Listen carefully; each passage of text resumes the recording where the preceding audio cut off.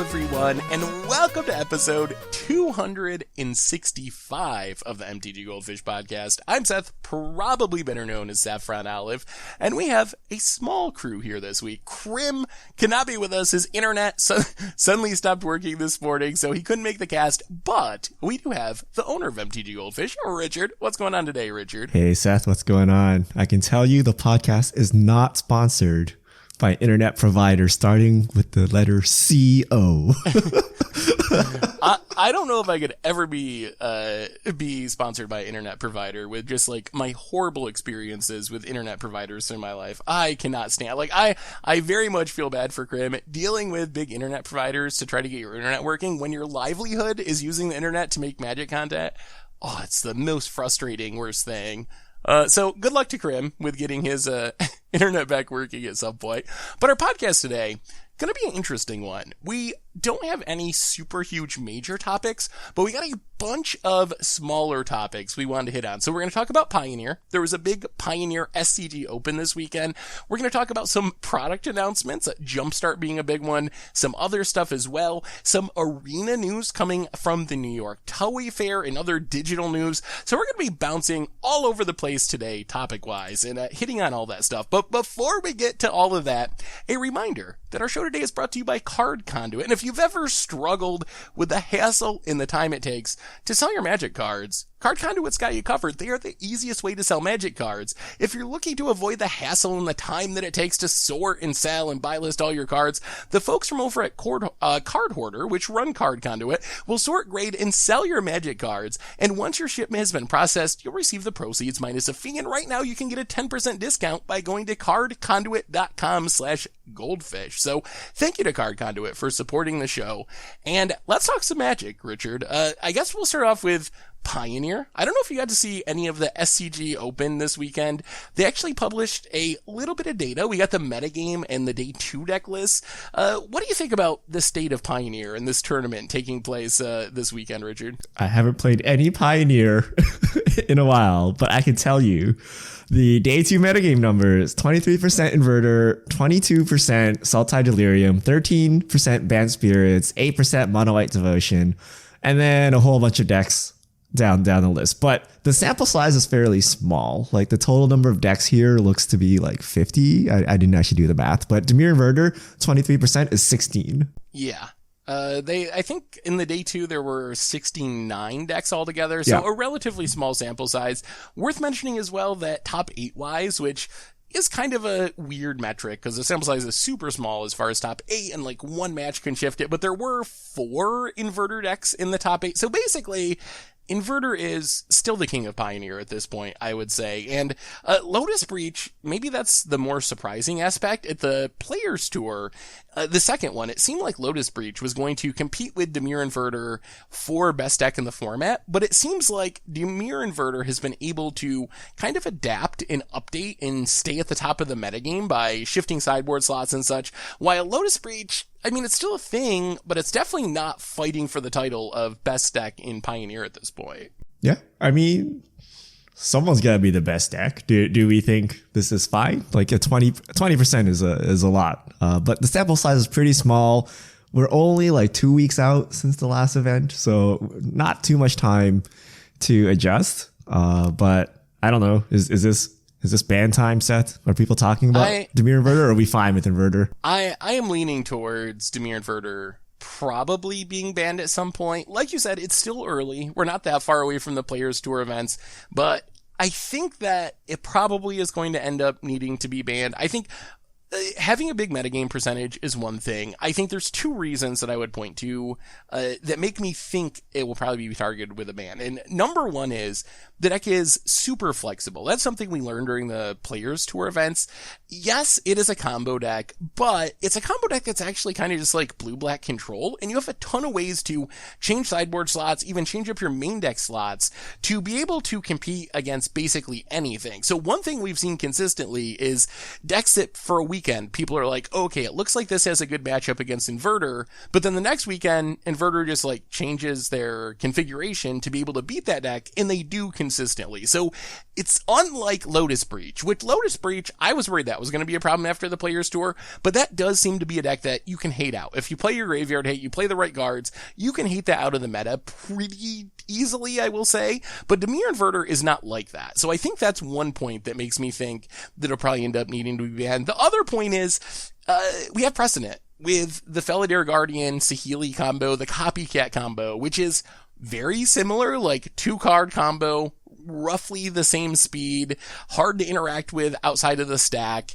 being banned in the format. So I think if you add those two things together, I would not be surprised if Inverter was targeted with a banning in the near future. But what do you think, Richard? I think it's time to rip the bandage off.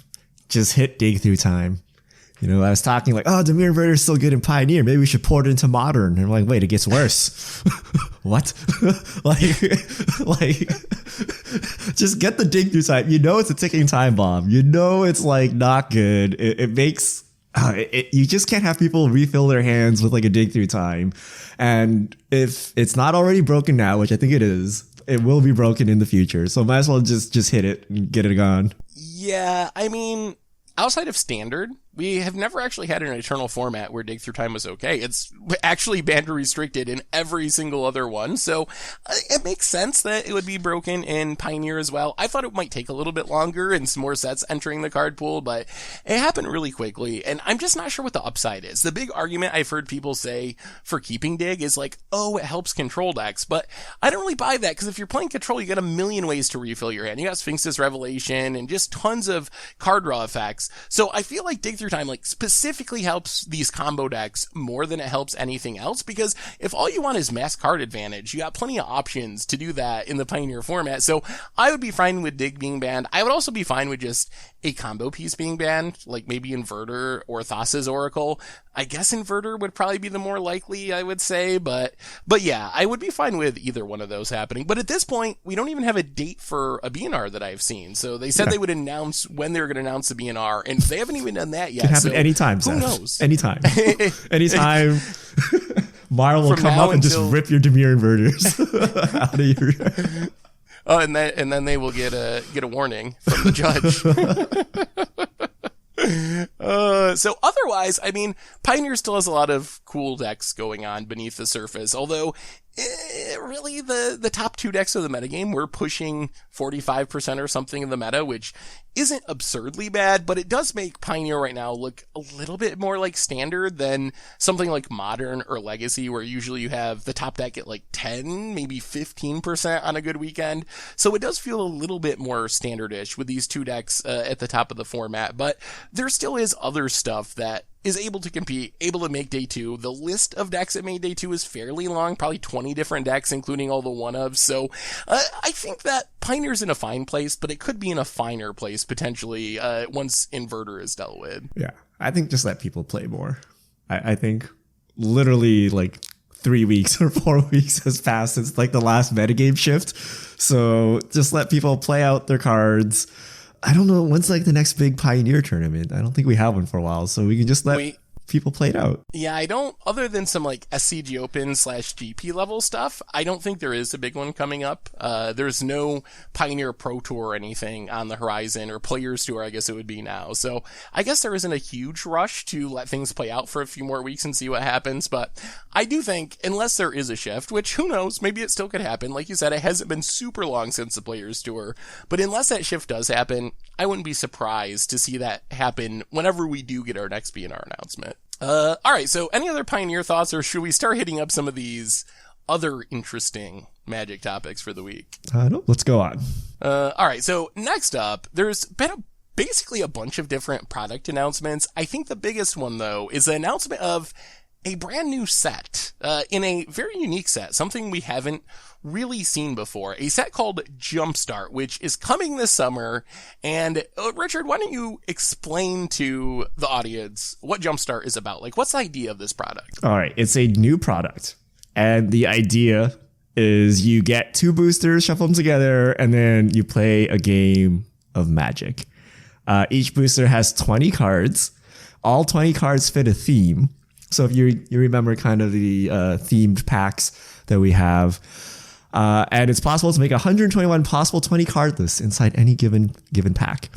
Now, the themes are stuff like Garrick or Dr. Garrick, Cat Pirate. Those are the kind of examples they listed. But 1 in 3 boosters includes an extra rare. It's loaded with reprints, 500, introduces 37 new cards to the game that are not standard, pioneer, or modern legal. They are legal in Legacy, Vintage, and Commander. So basically like all supplemental products. It's closely tied to Core Set 2021. They share a lot of content and release near one another, but Jumpstart is a standalone product. And every pack includes 1 basic land with art that matches the pack's theme. A few of them use thematically appropriate lands from M21, but most of them use brand new themed land art created for Jumpstart. Pre-release is June 20 to 21st. Yeah, so this is coming. The pre-release is actually 1 week before the M21 pre-release, so it's kind of 2 in a row. And the other thing that people asked, I watched the stream where they announced this, was what's the price on this going to be? Like, how much are you going to pay for a Jumpstart booster? And they couldn't give us a direct answer because, there's no MSRP. But they did say they expected these would sell for more than a normal booster, but not significantly more than a normal booster. So hopefully that means it's $5 a pack and not like $10 a pack. I don't know what they consider significantly more, because I think this is a cool idea. Like, I like the idea of this product. It's very unique. It reminds me a little bit of Unsanctioned, where they kind of did something similar where they had the pre-made decks and you're supposed to shuffle 2 together. But this has a whole bunch more kind of variance and randomness to it, because there's so many different themes and possible combinations. So it seems like a fast, fun way to play Magic. It's kind of like somehow halfway between buying a pre-constructed deck and buying a booster pack. You get the upside of not having to build the deck, which is especially nice for new players or players that are short on time that you would see with a pre-con, but you still get kind of some amount of variance because there's like 500 cards in the set. You don't even know what theme is in your booster until you open it. It's not like the normal theme boosters where it's like, oh, this is a red booster. You just open it up and then you'll know what your theme is after you see the cards. How fun do you think this will be to play, Richard? Like, is this play style appealing to you? No. To be frankly honest with you, we're going to look at the 37 new cards and see how it affects Legacy, Vintage, and Commander. But unless they make this some kind of sanctioned format, like getting, like, this reminds me of, back in the old days, they had the, what do you call them? Like booster decks. So you got like these decks that had like 40 or 60 cards, but they were like randomized. And they were basically just like 3 or 4 booster packs shoved together. And you would play sealed with them, right? So this kind of reminds me of that. But I don't know. I just can't see myself using this 20 card pack. I would just go play sealed, right? I just go play draft or something. So it's going to depend on how good these reprints are and what these new cards, like if there's a true name Nemesis or something in this product, then people will buy it, right? If the lands are cool. So I don't know what the themed lands are, but I imagine if you have like, say, a dog deck or something, there's going to be some basic land with dogs on it. Like that's what I think of when they say this, but I'm not sure. So I think there will be value for normal Magic players, but I don't know if I'm just sitting around my LGS and I'm bored.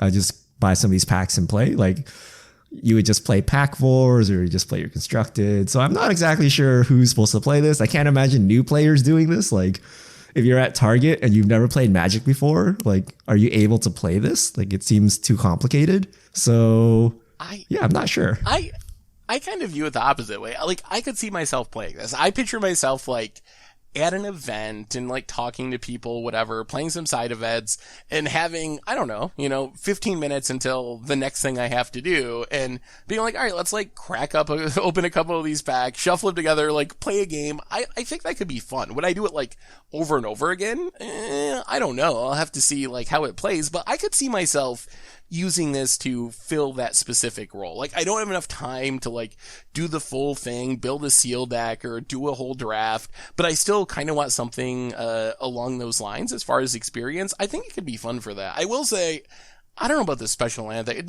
Do we have too many special lands these days, Richard? Have we reached the point where, since every product in every set seems to have some sort of special land, that no lands are special anymore? Are like just the original boring border, are those like the special lands now because everything else is special, quote unquote? Pretty much.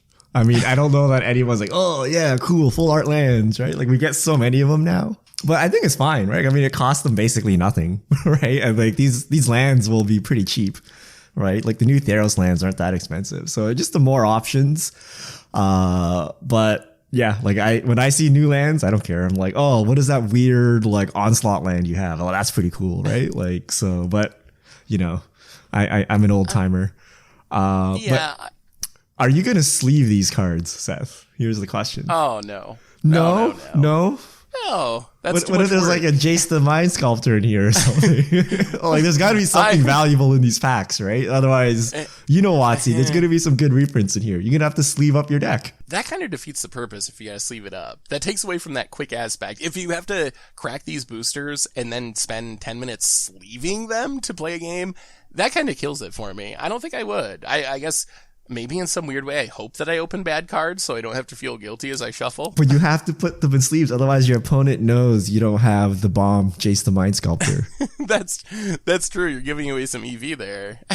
All right. Well, what do you think is likely to be reprinted in this set? Do you think there's got to be expensive cards in here, right? Like it can't just be all bad cards. I'm not expecting super high-end stuff, honestly. I mean, we'll see what the new cards are. I know they did say that they were kind of Commander focused, which isn't surprising considered 2020 is the year of Commander. So we'll see what the new cards are. My expectation would be like, you get Goblin theme. Maybe it has some like random Goblin Lords that are worth a few dollars or something. But I'm not expecting to see like, oh, your theme is whatever, blue. I don't even think that's a theme. And you get a Jace the Mind Sculptor or something. Or like, your theme is lands and you get a Scalding Tarn or whatever. Are you expecting that kind of stuff? Are you expecting like really expensive cards? Because it's selling for more than a normal booster. So at minimum, you're going to have like the value distribution of a standard set, right? But you know why they're selling for more, Richard? Because you get more cards. They were very clear on that. We're giving you 20 cards, which means you have to pay more money for the boosters. Oh, I think they're gonna load it with good reprints.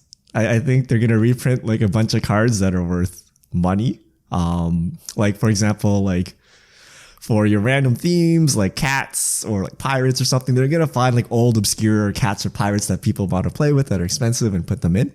They'll come down in price, but I do think this cannot just be M20 commons, right? Like they're expecting people to pay like $4 a pack, if not $5. So there's going to be value in here. I think the other thing to consider is they're not random, because they're theme boosters. They're like kind of correlated to some extent. So I would have to imagine, and the other thing that's interesting is the themes themselves have rarity. They talked about like some of the themes are common, so you'll get those theme boosters way more often when like Phyrexia is one of the mythic themes. So you're going to get a Phyrexia booster way less often than you would get a Goblin booster, which is like a common theme or whatever. So maybe they go more heavy with the valuable stuff for the themes that are actually more rare. Yeah. All right. So other product announcements. We talked about Jumpstart.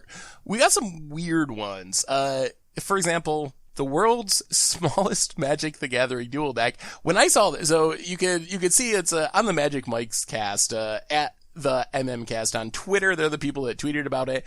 When I first saw this, I thought it was like a parody or some sort of satire, but it's apparently actually a real product. It's a dual deck, the normal dual deck, except the cards, I don't even know how to describe the size. Like, a quarter? Would they be the size of a quarter, roughly? Something like that? Slightly larger than a postage stamp? I don't know. Like maybe 2 stamps? Maybe 2 postage stamps? How do you shuffle these, Richard? What do you think about this product? What do you do with this product? So this feels like something someone would make and post on Reddit as like a cool thing. I'm surprised they printed this. But if you look at the picture, there's like miniature Uno. This is a thing apparently, right? There's miniature Uno in the background. I don't know how you shuffle it. They're playing sleeveless. So I guess you can't get like half-size sleeves.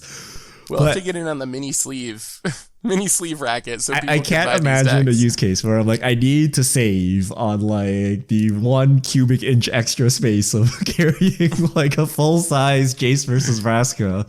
But it's a cool novelty item. Like I would give it as like a Secret Santa gift or something to a Magic player. Like, I don't know. I love if you read the packaging, it's got the normal stuff. Like, oh, Magic the Gathering, Jace vs. Vraska dual deck. And then under that in big print, yes, exclamation point, actually works, exclamation point. Because you know that was the first question. Everyone like, can I actually use these? I think that is true, though. I would give this to someone as a novelty gift, too. Like, I think that's where it's actually most valuable. I can't imagine actually playing with them regularly, although looking at the cards, the quality seems decent. Like there's a kind of a semi close-up of like the miniature Vraska, and it looks just like the normal Vraska, just tiny. So I guess if you like really small Magic cards for some reason, maybe that's the thing for you. Are these tournament legal? They're black bordered. Is there a stipulation in the rules that says your cards must be a certain size? Because they are black bordered. Oh, I'm going to show up to a Pioneer tournament with this deck and register it and just see what people do. Talk about YouTube content. That would probably be a hilarious video just to film your opponent's reaction as you sit down with the mini deck at a GP or something. Here, will you cut this for me, please, opponent? All right, more product stuff. We got to keep going through the list.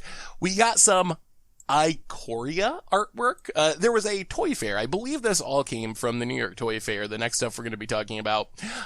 Richard, did you see this artwork? I think what I've been trying to figure out, we saw Vivian, so Vivian will be in the set. We see a lot of beasts, just like big beastly animal creature-y things. Any guesses at the creature type? That's what I've been trying to figure out mostly from this Ikoria art. I agree with you that they kind of look like dinosaurs, but at the same time, they don't look like dinosaurs, so I'm not sure. I am not sure.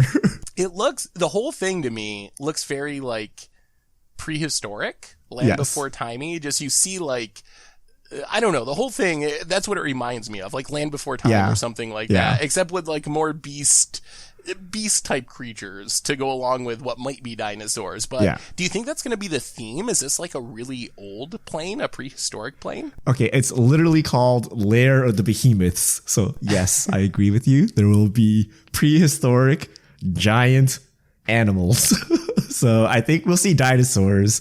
I think we'll see like giant sloths and mammoths and things like that. So that sounds kind of cool. I mean, it sounds like maybe taking one of the more hyped aspects of Ixalan, which was the dinosaur theme, but cutting out some of the weirdness of like having the dinosaurs be fighting like vampires and like some of the other merfolk and stuff. That was a little weird. This seems a little more focused on the behemoth creatures rather than being scattered around with a bunch of different tribal stuff. Yeah. Is Garrick dead? I feel like if we were like somewhere with behemoths and beasts, like it would be Garrick's plane, but it's Vivian's. Yeah. I mean, maybe Garrick will be there too. It seems possible. I mean, Garrick is back though. He came back with Throne of Eldraine, so he is alive, I believe. What happened? What happened? Who knows anything? What happened in the Throne of Eldraine besides the gingerbread people getting killed? That's all I know. That's all I know. The MV ended and that was it. I don't know. He beat up those soldiers, ate the gingerbread. He might have got spiked in the eye by the gingerbread woman. That might have been the end of Garrick. I don't think it's been confirmed though. But yeah, it does look Land Before Time. I don't know. It looks pretty cool. I feel like this prehistoric beast thing, but I don't know. That's like kind of similar to Ixalan too, right? But we'll see how it goes. But it is called Ikoria, Lair of the Behemoths, and the packs have like scary looking beasts on them. And a kind of cute looking porcupine, I think. This is going to be a weird Magic set. Do you have any guess at the mechanic? This is one thing that people have been bandying about. Marrow is mentioned a couple of times. Like some mechanic that you've been wanting to have for a long time, coming with Ikoria. People are like speculating that maybe it's like the half and half meld mechanic whatever the half and half mechanic was from Unsets, where you have like two cards and you get them both and they combine together for different abilities. Level up type mechanic. Any idea how they're going to make these big beasts and behemoths grow mechanically? Put some +1/+1 counters on them. I don't know. Monstrous. But Monstrous Mero again. every year implements something he's been trying to implement his entire life. So I don't, this is normal, right? He's just bringing together the visions for Magic he's had his entire career in life. So I don't know. It's really hard for me to speculate on this. I just hope they don't add another side to Magic cards. Like if you tilt it at a 45-degree angle, it is the fifth side. What if it's like mega counters? I don't know.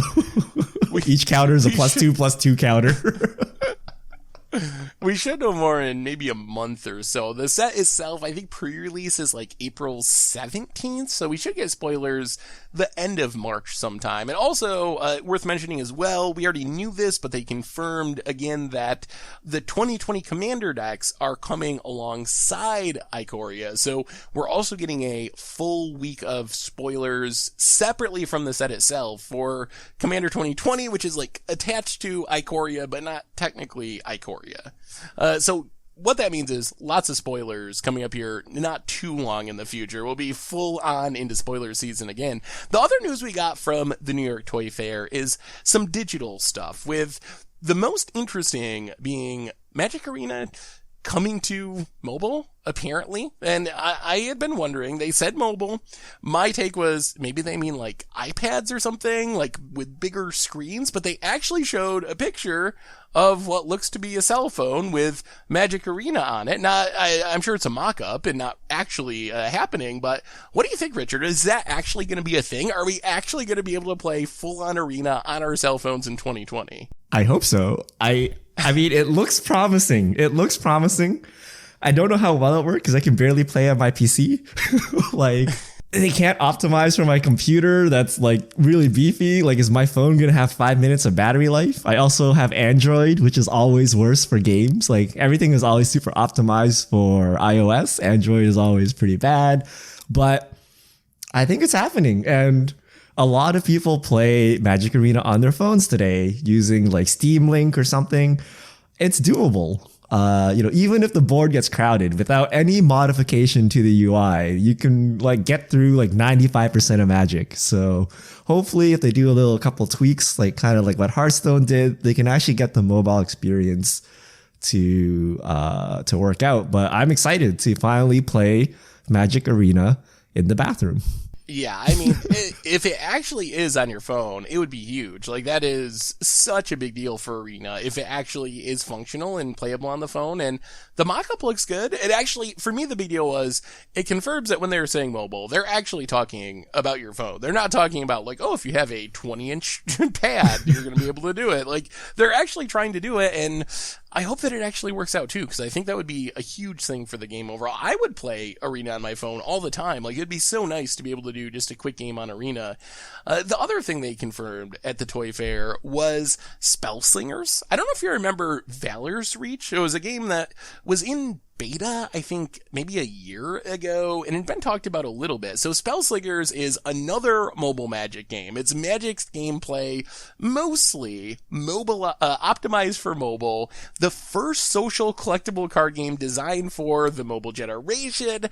What does any of this mean, Richard? You know more about non-Magic games than I do. What is social collectible card game optimized for mobile? Like, what do those words mean when you put them all together? What are you expecting from this? No idea. I am not part of the mobile first generation, Seth. I am part of the, back in my day, we connected with our 14.4 modems. And I don't know why we need another part, like, can't Arena be the optimized mobile experience? Like, why is there a better version of Magic than Arena on mobile? But I don't know. I think it's their take on the new age CCGs for mobile, which I don't know because I don't play any other. So I don't know what that means. But it's another Magic IP. It is a little strange that they're trying to release Arena on mobile at the same time that they're releasing this on mobile, when it seems like maybe they're kind of competitive, like competing with each other to some extent in the same space. It says Card Battler. Does that mean anything to you? No, this means I don't know. Like, it makes sense for games that aren't CCGs. Like when League of Legends makes like a mobile card game, like, okay, cool, because they don't have it, but we have it. So I'm not sure. My guess is it's like dumbed down, simpler less stuff on the screen. Like if they instead said we're not making Magic Arena and we're only making Spell Slingers, existing Magic players would riot, right? They're like, oh, you know, I want exact control as if it was paper Magic, right? But we know that makes things slower. It's complicated. If you want to sit down for like a 2-minute game, that's hard, right? So my assumption is they're going to take all of that and streamline it to make it into a mobile experience. It just happens to be a CCG as well, so it's super confusing. But you're gonna sit down and sling some spells for 2 minutes and then call it a day. So I mean, yeah. I guess the more the merrier when it comes to different kind of games using the Magic IP. I mean, they are definitely serious about growing the brand hashtag with different stuff. So hopefully some people enjoy it. I don't think that it's something I personally am very interested in, although I am very hyped for Arena hopefully being on mobile. But I mean, something to keep in mind, I guess, if you like the Magic universe and want to check out a different digital game in the near future. Yeah, I just saw. So I'm reading the slides. Baldur's Gate 3 is on this slide, which is more exciting than any of this other news I've seen. But what, Hasbro owns Baldur's Gate? I'm so confused. What is going on? Apparently. Wow. I didn't know that either, but so other news. So other news in 2020, China beta for Magic Arena. So unlocking, I don't know, what's China, like a fifth of the world's population, a quarter? I don't know what it is, but like a huge market for Magic. If you remember the decks we had, like the dual decks we had from China, but they're launching. And then generically, esports in 2020. Speaking of esports, we did actually get some Players Tour news, which I wanted to ask you about. I forgot to add this to our list of topics, but I don't know if you saw this, Richard. They announced the rest of the Players Tours for 2020. We just had the first one, the first batch. The finals is still coming up the end of April. The big news, though, is the Series 2 Players Tours, which happen between May and up to October, are modern and standard. No limited. They are getting rid of limited from the Pro Tour stage, essentially. So that was one topic I wanted to ask you about. The other one is they're bringing limited back for the Series 3 Players Tours, which happen right after Zendikar Rising releases. And most exciting to me, those Players Tours are happening, the first one on October 9th. This year, the release date for Throne of Eldraine was October 4th, which means, assuming they stick to that schedule, which is usually right around within a few days, this Players Tour is happening almost immediately after the set release. So we're getting back to, instead of waiting 6 weeks after the set to have a Players Tour, this one's happening right away. So what do you think about the Players Tour schedule for the rest of the year? I am a huge fan of moving the Players Tour right after set release. I really dislike this wait 6 weeks, wait 4 weeks after, where the metagame's kind of been solved. So I really like that. I don't know why they cut limited. Like, I feel like if they wanted to include a format, they should have just did all 3 formats. Because it's a little confusing. Like, you know, next Players Tour, is it draft? Is it modern? It's just like hard to keep track of, but more formats better, right? Like, seeing different formats in Magic is interesting. So bringing modern up front is cool. So I'm fine with these changes. They look pretty good overall. The only thing I could think of with the limited thing is that series, the finals, happens July 10th through 12th, which would mean Core Set 2021 would be the limited format that had just released. So maybe it's partly because traditionally Core Set Limited has not been as popular as the other sets of the year. So that might be part of it, is just to avoid having to do a Pro Tour with Core Set Limited being one of the main formats. Yeah. I also agree that having the Pro Tours right after set release is going to be sweet. That's something we've talked about pretty much since they changed it and moved to the 6 weeks after. It's going to be much more exciting, and there's actually going to be a chance that maybe we see something different. Maybe the pros figure out something new. It's a little bit complicated by the fact that everything releases so early digitally these days. So even though it's like a week after the paper release, it's probably going to be like 3 weeks after or 4 weeks after the digital release. But still, I think that's a good change to move it up as close as possible to the set release. Do you think we'll still have Cardboard Live? Ooh, I mean, why wouldn't we? Not having it ready in time? No, because Did we talk about this in the podcast? Was I even here? The data. The data, the Wizards stopped Frank Karsten from publishing kind of all the deck lists from a Grand Prix and doing like the full matchup data. So now you can still kind of do that, which we actually do for every player's tour, because they publish all the deck lists minus the specific sideboard numbers. So by the end of the player's tour, we have a pretty decent picture of matchup data between the various decks. Now, right now, the player's tour comes like 6 weeks after a set release. So, we're solving standard, but we're solving it pretty late. Now, if it's right after set release, Wizards, hates data. So, this is going to come out right after set release, solving their standard environment quite quickly.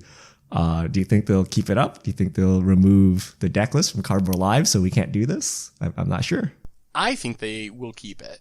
I think Wizards doesn't want much data out there. That's very clear.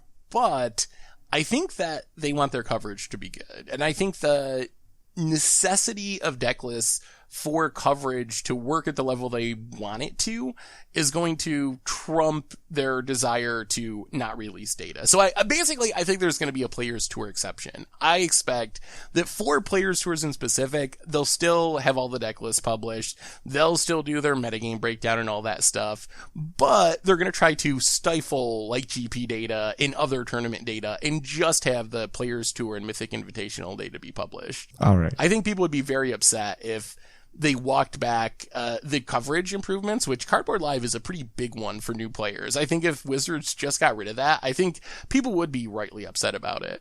I think they're going to walk it back. We're going to find out. Well, we'll know more. I think, when is our next players tour? It's still a little bit. The next one is the finals of Series 1, which is April 24th through 26th, which, kind of funny about that one. That event is Pioneer and Standard. And that event, I believe, happens literally on release weekend of Ikoria. So players, the set releases in paper the 24th, and the Pro Tour starts the 24th. So if you want to play any new cards in your decks, good luck, I guess, getting access to those cards in paper within like a couple hours, potentially, of the actual Players Tour happening. So that should be an adventure. Yeah, just be part of a big team affiliate with the card store who can open their packs like a week or two in advance, and then just, sell them to you 2 minutes before the Players Tour. Yeah, definitely. I mean, I'm sure there'll be some mechanism in place for it, like pre-orders or whatever, but if you are in the Players Tour Finals in Houston, definitely something to keep in mind if you're playing new cards. I think that might be all of our topics. Is there anything I'm forgetting about, or are we to shMail already? No, we can move on to shMail. I think we've covered everything. So if you have questions, send them to @MTGGoldfish with the hashtag MTGFishmail, and we get to your questions on air. Steve Bond215, do you think a possible solution to all combo taking over eternal formats like Modern and Pioneer could be the printing of new cards with split second? Personally, I think it's an underutilized keyword and would fit in well with today's world of power creep. It's definitely a powerful mechanic. It's a little bit confusing, I think, to some extent, especially in corner cases where it works and where it doesn't work. What would answering combo be, though? Just like a split second counter spell? If you're going to do that, Dovin's is it any veto, different than a Dovin's veto or something? They can counter anything. Yeah? I don't know. What do you think of that mechanic in general, Richard? I'm kind of like... I hate split second. Yeah. It's like hexproof for spells. It's like, it fundamentally breaks one of the ways that Magic works. So I don't like it. Like, I'd rather have it be like the spell can't be countered. So that, I guess that's kind of like hexproof as well, but at least it doesn't like break the stack, right? You can like keep playing other spells, because like, for example, if you play a spell, someone, if they counter, you counter back the Dovin's veto, you can like play another counter spell to counter the original spell or something like that, right? Where split second does not allow that interaction whatsoever. You can't like activate abilities, or can you? I don't know. There's like weird timing rules. It's like super convoluted. So I do not like split second. I'd rather we solve this in some other way. I do think that more ways to fight combo decks is something I'm on board with, especially in Pioneer and Modern. Legacy, for the people that care about it, I think that's already good with Force of Will and stuff, but I do think more cards that can interact with combos would be beneficial for Modern. What would that card be if it's not a split second card? Free just counter? Force of Will. Just literal Force of Will. But just then do the it. combo decks would also play it. I don't know if modern combo decks can actually take advantage of it the way legacy combo decks, because you don't have like Brainstorm, Ponder, Preordain, which is like the core of combo decks in legacy, so you just naturally have a million blue cards. If you look at the combo decks in modern, they're like Vizier, Druid combo decks, Primeval Titan combo decks. I'm not sure the best combo decks in modern can actually have enough blue cards to make Force of Will work when your random control deck or whatever could. So I'm willing to take the chance, just because I don't think the best combo decks can really take advantage of Force of Will very easily. What about Dimir Inverter and Pioneer? Well, okay, so I should say, I don't know if I actually want Force of Will and Pioneer. That might be a bridge too far. I would rather just see like maybe Inverter powered down. I think that, yeah, that would change Pioneer too much, I think, for the smaller card pool. I think cards like Angel's Grace or something could work. Where it's not a straight counter. It's like, how about Teferi's Protection? Like a free Teferi's Protection where you can phase yourself out for one turn and then come back and like try to fix it all. But if they have something that kills you at instant speed all the time, then that's not going to work. But something like it's not a counter spell, right? Like that the decks can't use to like fight back with you. Maybe if they could do it attached to something that's already playable. Like maybe that's the way, kind of like Containment Priest. You get the 2/2 body, which is already okay, but it also shuts down Reanimator.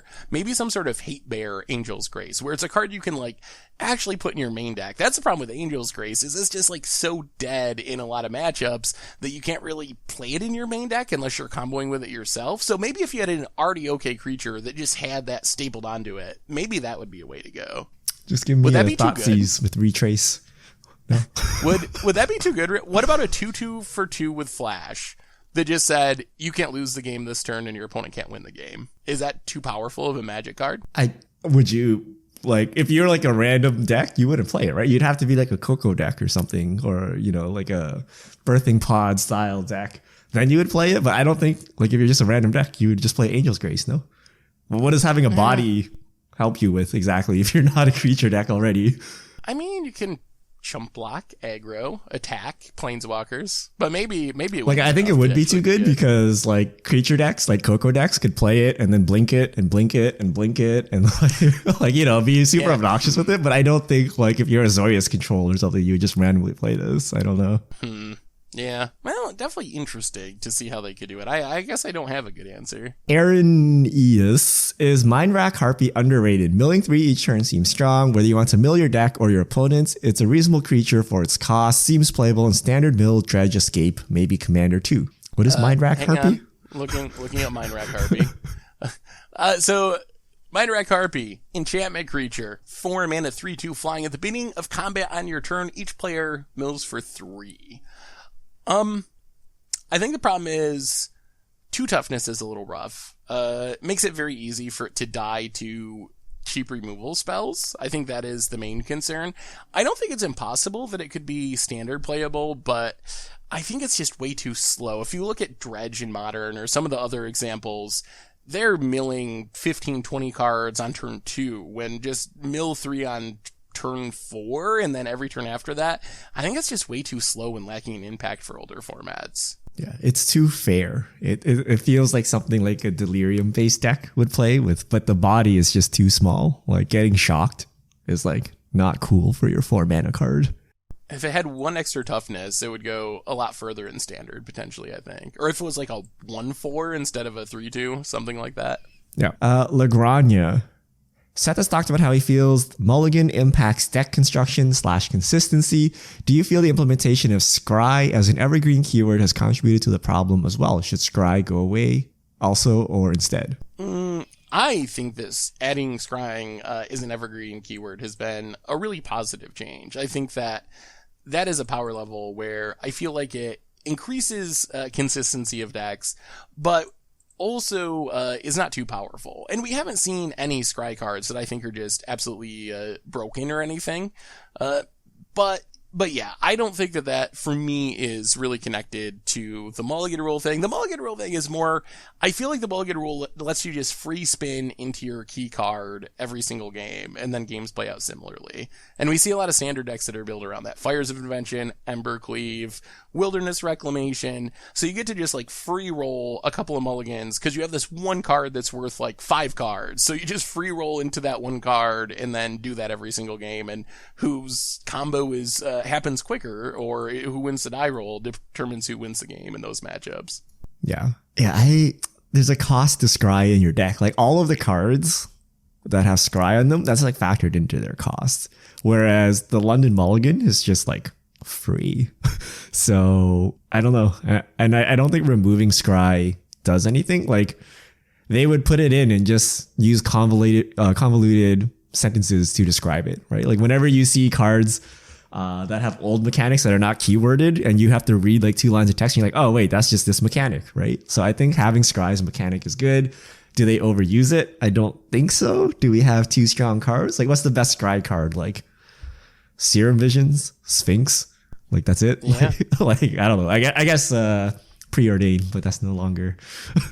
that was like 10 years ago or something. That's not a recent card, right? Yeah, I can't think of any that are like truly broken. Like some of the cantrips are good, but those are just because they're 1-mana cantrips more than actual scry, I think. So yeah, I don't think it's been a problematic mechanic. If anything, I would like to see cycling become a evergreen mechanic and go like a little bit further that direction even. Yeah. Indifferent 9109. How would you describe the perfect meta? One of every major archetype, lots of different mid-range decks, every color pair equally viable. What is the perfect meta? So for me, I put the most value in just having a large number of decks that are competitive. Like that's just me personally. And I think that when it comes down to it, what you think is the perfect meta really depends on your play style, how you interact with the game. Cause I was listening to a lot of, pro players over the weekend during the DreamHack event. We're talking about, and they were like, oh, this standard meta is so awesome. There's like 4 decks, and then which one is best each weekend is going to change every week. And if this deck's good, I can play this deck to beat that deck. But if this deck's good, then I want to play this deck. So I think it really depends on your play style, how you interact with Magic. But for me, I appreciate formats that just have a ton of decks that are competitive enough that if you hit good matchups, practice a lot, and run well, you can actually put up a good finish with it, which is kind of why I love formats like Modern and Pioneer so much. If you get the right breaks, you can win with like the 50th best deck in the format. You can 5-0 league with it, or win your FNM, or perform well enough to cash at a GP or something. So that's what I personally value, but I don't think there's like one right answer. What do you value in formats, Richard? I think that there is something for everyone. So what that kind of means is that all colors should be viable, not color pairs, but like all colors. And I mean like the essence of the color. Like for white to be viable, there needs to be like a white creature deck, not just like some control deck splashing white, right? And then also the archetypes represented. So if I wanted to play a combo deck, I should be able to play a combo deck somewhere, an aggro deck. So I don't like formats that are just like 3 different mid-range decks vying for number 1 spot. I like formats where you can play every color, and you can also play the different archetypes. Next question, Dio Govic. In the finals, PVDDR could tell Marcio had a mystical dispute in hand because Arena kept stopping at 1 blue mana whenever he played a blue spell. Shouldn't there be a way in Arena to represent having a card? This is a hot topic. This is actually... So in the Arena events, players are not allowed to turn on full control mode. So if you have nothing, let's say you're holding blue, and you don't have a counter spell, your turn will just... Every time you have priority, it'll just pass instantly. So your opponent will know that you have no way to respond. Similarly, if you have a card you can respond with, the game will always pause when when it's your turn. So they know you have something. And the fact that players are not allowed to adjust for this, I think there are some competitive integrity issues, especially if you want to say Arena and paper are equal. You should definitely be able to turn on full control to bluff a counterspell, I think. Yeah, that is a really interesting question. I'm kind of okay with Arena being different. I do think, like, boy, it's a trade-off. From a competitive integrity standpoint, players being able to turn on full control makes sense. The problem is, from a viewership standpoint, if you allow full control, then it just becomes 100% correct to always play with full control. Like, that is how you get the most EV points, because you won't lose any bluff value. You will never have any of those issues where your opponent gets any sort of information based on how the turn progresses. So that seems like a big cost to me, to have every tournament just slow. I mean, if you're playing Arena, have you ever played Arena on full control, Richard? Yeah. Arena on full control, you might as well play Moto. Moto's like 5 times as fast as full control Arena. Arena without full control is faster than Moto. But, so I feel like in this case, the trade-off is worth it. Yes, it costs a little bit as far as tournament integrity, or competitive integrity, but it is fair between players, and everyone is playing with the same, on a level playing field. It is equal between players, and there are ways around that if it's something you care about. Leave your Fabled Passage uncracked or something. Like, maybe it changes how you play slightly to get around that, but there are ways where if you don't treat Arena exactly the same as Paper, in regards to bluffing, you can get around it without breaking the tournament rules. So I think I would rather have Arena tournaments run smoothly and quickly and be entertaining for viewers than to have players have the maximum Paper style of competitive integrity. I mean, that's a good point, but at the same time, it just feels so wrong. And like, there's got to be a way to speed it up, like a more aggressive clock. So if you waste all your time bluffing, you're going to run out of clock time. I don't know. We already have this problem today. When Nassif plays, it like grinds to a halt, right? Like, because like your timers don't count until your rope actually burns down. So if you just rope every play and then before the rope goes, you make your play, it's fine, right? Like, you're not penalized until match time comes into effect. But I don't know, it's just so wrong that they know the other card in hand, right? Like, it's not a game of hidden information when it's just like sitting there. And maybe you're right. Maybe you just have to take into account, if you're playing a counterspell deck, your opponent's going to know if you have the counterspell or not, right? So if you want to mitigate that, hold up Fabled Passage, don't play counterspell decks. But I don't know, it just seems weird to me that you're not allowed to turn on full. Maybe it's like timeouts or something. You're allowed to full control like 3 times a match, right? So maybe, if you do more than that, you get a game loss, but you can use it 3 times a match to bluff in key situations. I would be fine with that. I would be fine with being able to turn it on for situations that are fine. I just worry, like, I think I want the absolute highest percent of winning every match. I think it would be correct to just always play with it on if that was allowed, because I think that gives you the absolute highest percentage.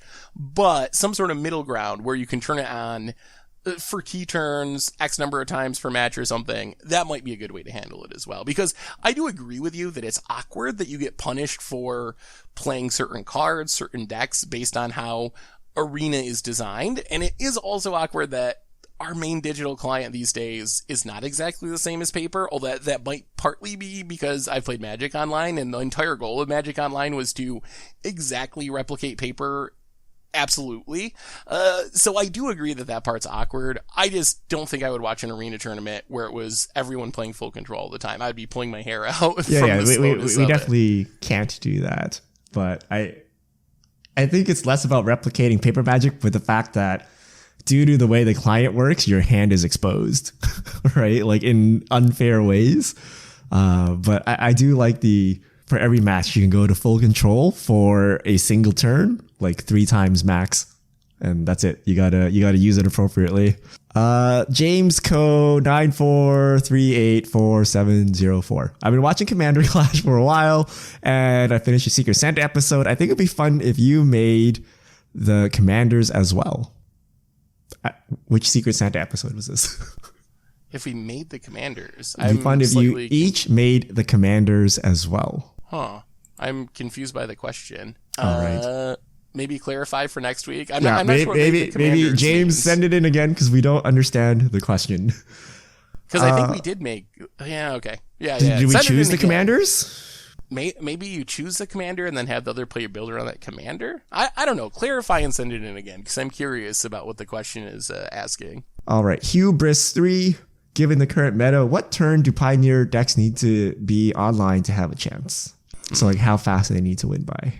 So I think that I would say turn 4 right now is a fairly critical turn. Turn 5, I guess. I think it really depends. The deck that's kind of setting the speed of the meta is really the Dimir Inverter deck. The Dimir Inverter deck, technically it's really a turn 5 kill, I think, most of the time. But then the decks that are trying to beat that are often trying to go under it, like Mono Red Aggro is an example. And those decks are basically trying to win by turn 4 to be able to beat the Inverter deck. So I would say that somewhere around turn 4 is what you would be shooting for. 4.5, maybe. Yep. Bernard C. Moore 1. If Pioneer will one day come to our arena, I presume that the finances of arena will have to change. I can't imagine WOTC making us crack packs for 25 additional sets to get wild cards to build a Pioneer deck. Oh, I can. I think right now what we know about Pioneer coming to arena is that the plan seems to be to release remix sets, which or remix block sets, I think. So basically, my understanding of it is original Innistrad block, rather than releasing 3 sets of an original Innistrad, mixing together the key cards that actually see Pan Pioneer from all 3 blocks of that set into one set, releasing that set in draftable form like a normal set on Magic Arena, and then if you go through enough sets and backtrack that way long enough, you will eventually have most of the cards that are necessary to play Pioneer on the client. So it seems like that is Wizards' plan, to release them through booster packs, draftable in these remix sets. two wild cards for every card you want. I don't think it's that bad, though, if you can draft it. No. I think it'll be fun. Like, if they're draft-focused, which they've talked about, and they're, like, fun-limited formats, and they leave them up for a reasonable amount of time, I don't think that's the worst method of getting cards for Pioneer onto Arena. I just want to see a method where Wizards doesn't try to milk us dry every single... every single time. Do you keep track of the sales they do on Arena with card styles at all? Yeah. They had D-Spark yesterday, 98% off, marked down from 600 to 10. I don't know how, it feels a little desperate to me. Like, Wizards is just like, needs to get every penny possible, because they're testing, right? Because no one clearly pays like the gem value, like aside from maybe like Crim, like for like half of these cosmetics, right? They're testing. Like they had the Kaya avatar the other day for like 200 or something gold. So they're testing. But the problem is like these cosmetics do nothing, right? Like they're just like a very small upgrade over the existing one. Like the parallax effect or whatever. Barely noticeable. In fact, it probably just slows your computer down, right? I'm not sure. It's like foils on Magic Online. Like it's just worse, like you can't see the cards, it slows everything down, doesn't look better. Like they need like real cosmetics, like different art, different styles, and then people would actually buy them. And we saw this with the Theros full art lands, right? They had to milk us for all that gold, even though it's part of the standard set. They're like, oh, we know they want this, we're just going to charge like 5,000 gold per land, right? Like I would be much more interested in cosmetics if they were different styles. I have spent money on like the storybook cards from Eldraine, the Constellation Gods are something that I will spend money on from Theros Beyond Death. If those were the card styles and they had cool art like that and varied from set, those I will buy. But I actually think that the Parallax thing, it was okay at first, but it's just kind of gotten boring and old to me. And now I don't even necessarily want the ones that I do have in my collection randomly to be in my decks, because I just don't think they look that cool. Yeah. Next question, Timothy. I was talking to a friend about it, and we're thinking about Return to Zendikar 2. WOTC will do an expensive Secret Lair for Fetchlands instead of reprinting them in the set. Thoughts? Ooh.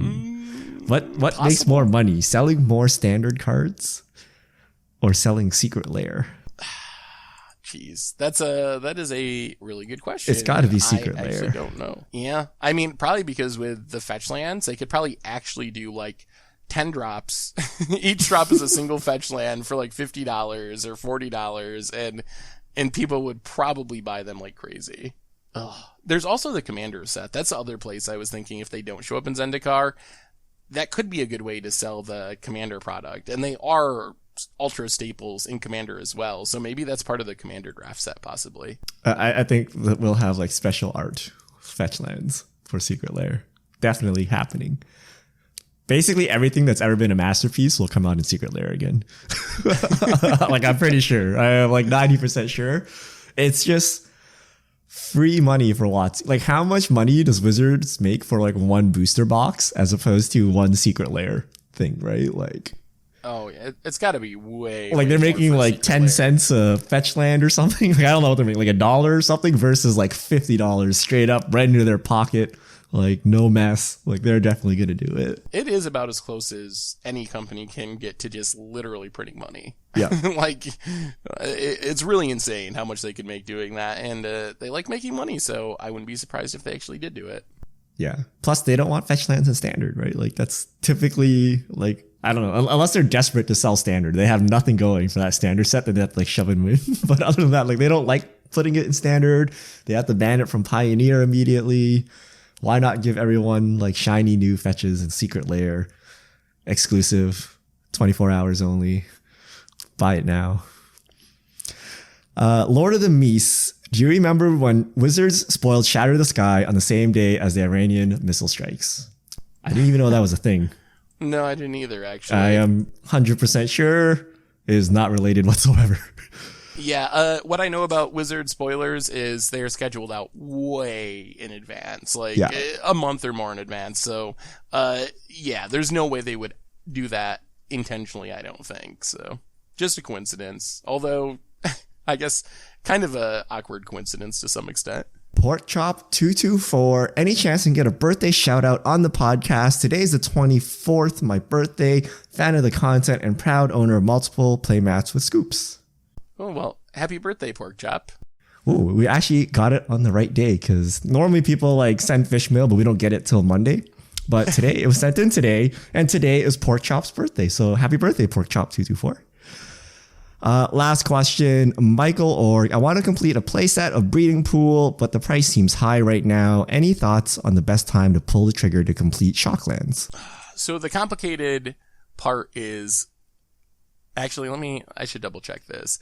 Is Breeding Pool included in the Challenger decks? That would probably determine the answer to this. I almost think it is, but I don't remember for sure. Hang on. Give me 1 second. That's the question. So what we know about Shocklands is they don't normally drop much in price when they rotate from Standard. Last time we had Shocklands in Standard, they didn't really drop in price at all. So from that perspective, I would just say you might as well bite the bullet and pick them up. It is not included. You get Temple of Mystery and Fabled Passage instead. So unless there's just a random reprint that we don't really foresee coming at this point in like a Commander deck or something, I would say you might as well just do it. They might drop very slightly at rotation, but with the advent of Pioneer, there's a lot of demand for the Shocklands even outside of Standard. So I don't think there's going to be significant savings by waiting for them to rotate. So you might as well just do it, or else you wait for that random reprint, which will happen eventually. There'll be a master set that they're in, there'll be a commander deck that they're in, but we just have no way of knowing if that'll happen in 6 months or 5 years. So unless you're willing to wait in hopes of that happening, I would just say pick them up.